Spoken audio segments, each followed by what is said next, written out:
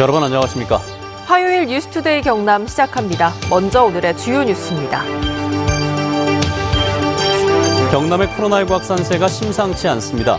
지난 4일 동안 하루 평균 46명의 확진 환자가 쏟아졌는데 경남 전체 사회적 거리두기 격상이 검토되고 있습니다.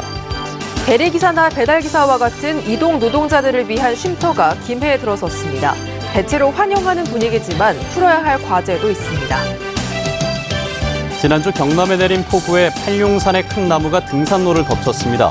인명피해로 이어질 수도 있었는데 행정당국은 사전 조치를 외면했습니다. 허성무 창원시장을 비롯한 4개 특례시장들은 청와대를 방문해 성공적인 특례시 출범을 위한 범정부 차원의 지원을 강력하게 요청했습니다. 전국적인 코로나19 4차 대유행 속에서 경남의 코로나19 확산세도 심상치가 않습니다. 지난 4일 동안 하루 평균 46명의 확진 환자가 발생했는데요. 경남 전체 사회적 거리두기 격상이 검토되고 있습니다. 신은정 기자입니다. 경남의 신규 확진자는 40명, 김해가 15명, 거제 8명, 창원, 진주 각 7명, 사천, 양산, 남해 각 1명입니다. 한동안 10명대에 머물렀던 확진자 수가 지난 금요일 30명대로 증가하더니 하루 새 60명대로 급증했습니다. 코로나19 4차 대유행이 수도권을 넘어 비수도권까지 확산될 우려가 나오고 있습니다. 휴가철도 되고 거리두기가 완화된 상황에서 20, 30대가 아마 주요 원인이 돼가지고 아마 급속도로 확산되고 있습니다. 특히 유흥주점 관련 확진자가 많이 나오고 있는 김해시는 인구 10만 명당 1명 이상의 확진자가 나와 14일부터 사회적 거리두기를 2단계로 올리기로 했고 부산, 김해 등과 인접한 양산시는 선제적 차원에서 2단계 격상을 결정했습니다. 인근 부산도 단계를 격상한 만큼 경상남도는 현재 2단계가 적용 중인 통영, 남해를 뺀 나머지 지역 전체의 단계 격상을 검토하고 있습니다. 시군하고 방역협의회하고 전문가들하고 지금 협의 중에 있습니다. 저희들이 아직 결정된 건 없는데 아마 상향 조정을 해야 될 것으로 판단되고 있습니다. 55세에서 59세까지 모더나 예방 접종을 위한 사전 예약이 시작됐다. 물량 소진으로 임시 중단된 가운데 50에서 54세까지 사전 예약은 19일부터 시작됩니다. 또 60에서 74세 고령층 가운데 사전 예약 기간 내 예약했지만 취소 연기된 미접종자도 사전 예약이 시작됐습니다. MBC 뉴스 신은정입니다. 앞서 보셨듯이 김해 주점과 진주의 음식점에서 코로나19 확진 환자가 대거 나와 지역사회가 긴장하고 있습니다. 거창에서는 문화재단 직원들이 확진되면서 국제연극제가 취소됐습니다. 정성호 기자가 보도합니다. 진주 음식점 관련 신규 확진자는 4명, 음식점 방문자와 확진자의 접촉자였습니다.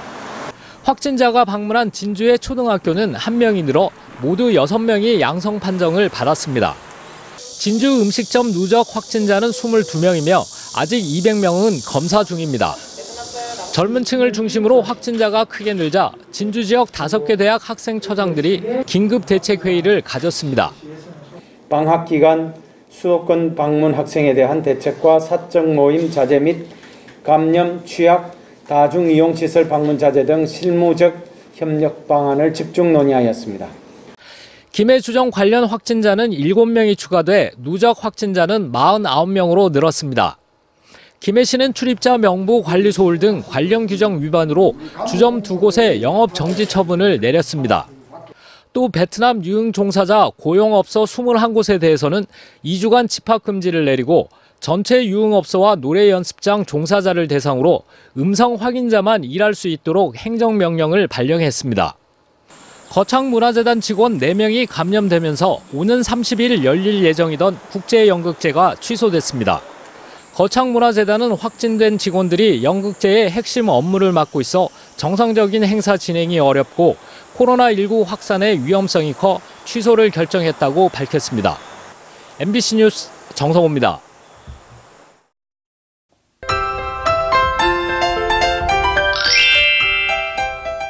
숨이 숨이 턱 막히는 더위가 연일 이어지고 있습니다. 어제 많은 지역이 올 들어 가장 높은 기온을 경신했습니다. 경남 지역에는 폭염특보가 내려져 있고요. 폭염주의보가 폭염경보로 강화된 곳도 많습니다. 오늘도 체감온도 33도 이상의 찜통더위가 계속될 것으로 보입니다. 오늘 창원의 한낮 기온은 31도, 함양은 34도 안팎까지 치솟으면서 평년 기온을 웃돌겠고요. 밤사이 열대야 현상이 나타나는 곳도 있어 건강관리 잘해주시길 바랍니다. 오늘 오후 동안 경남 북서 내륙을 중심으로 소나기가 내리겠습니다.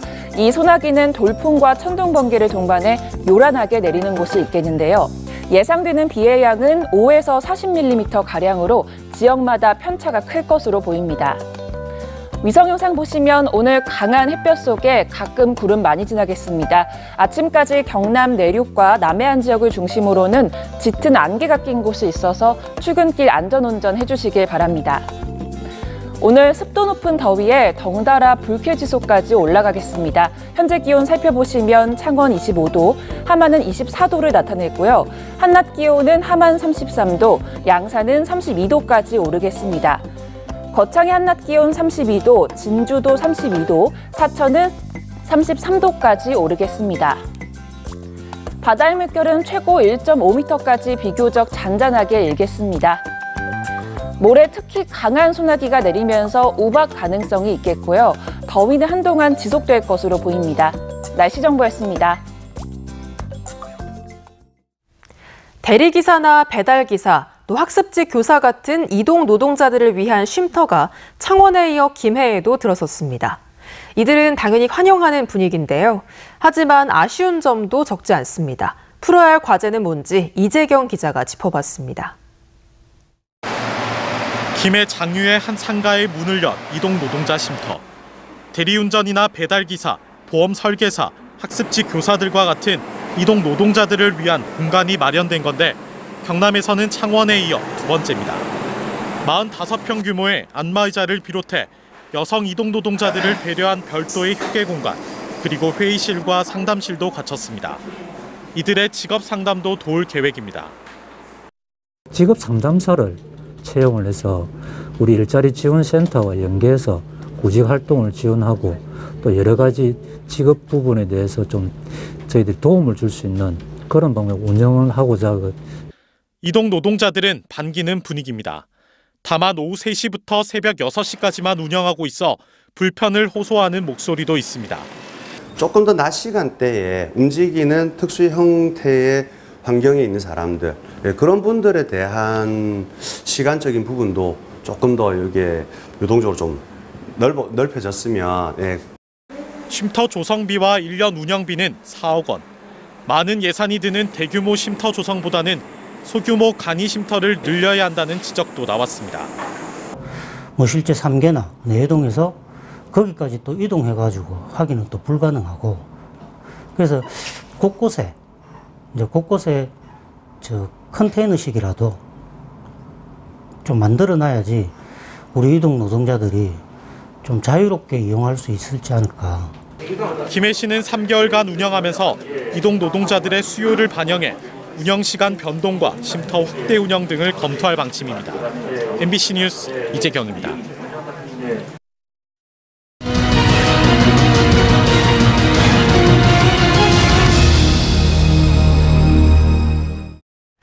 최근 경남 지역에 많은 비가 내리면서 창원 팔룡산 등산로에 있던 큰 나무가 쓰러져 데크를 덮쳤습니다. 인명피해로까지 이어질 수 있었는데요. 등산객이 조치를 해달라고 요구했지만 행정당국은 외면했습니다. 연중기획 안전경남 서창우 기자의 보도입니다.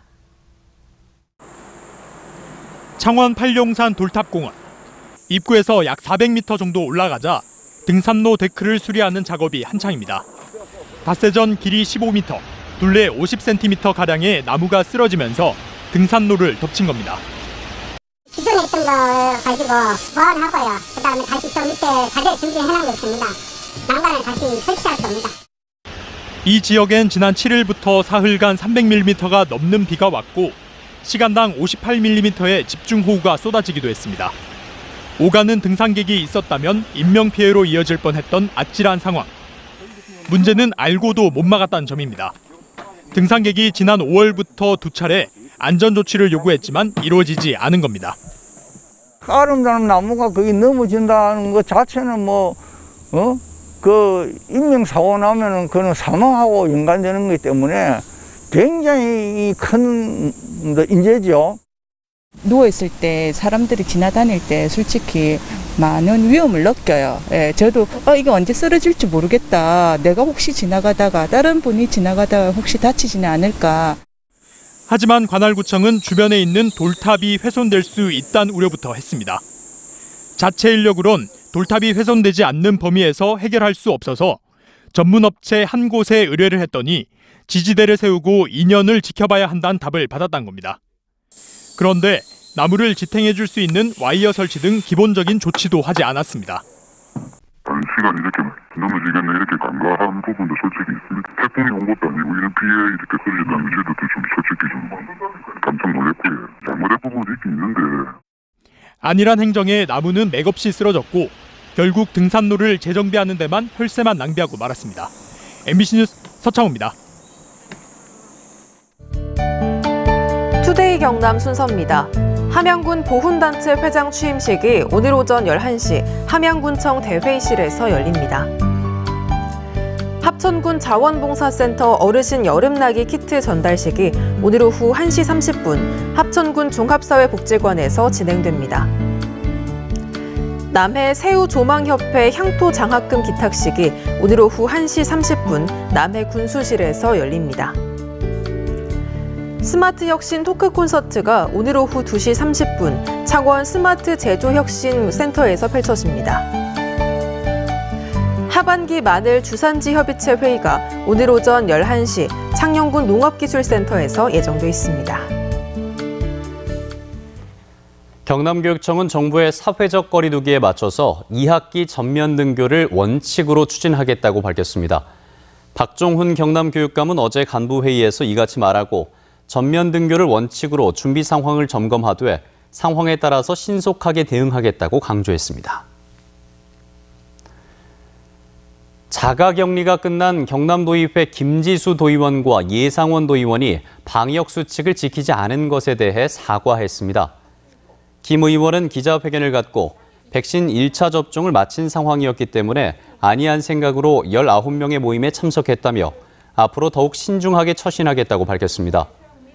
예 의원도 사과문을 통해 5인 이상 사적 모임 금지 방역 수칙을 어기는 과오를 범했다며 도민에게 큰 실망을 안겨드려서 죄송하다고 사과했습니다. 경상남도가 서부청사 기능 효율화 해법을 논의할 경상남도 서부청사 공론화위원회 위원을 위촉하고 1차 회의를 열었습니다. 직원 대표와 도의원, 전문가 등 16명으로 구성된 공론화위원회는 앞으로 공론화 의제 심의와 도민의 이해도 제고 등을 심의 의결하게 되며 지난달에 들어간 용역이 마무리되면 정책 권고안을 마련할 계획입니다. 허성모 창원시장을 비롯한 4개 특례시장들은 어제 청와대를 방문해 성공적인 특례시 출범을 위한 범정부 차원의 지원을 강력하게 요청했습니다. 시장들은 특례시 사회복지급여를 대도시 기준으로 상향하는 등 시민들이 직접 체감할 수 있는 특례 권한 확보를 요청하면서 제2차 지방일괄이양법과 지방자치법 시행령 등의 법령 재개정 방안 등을 거듭 제안했습니다.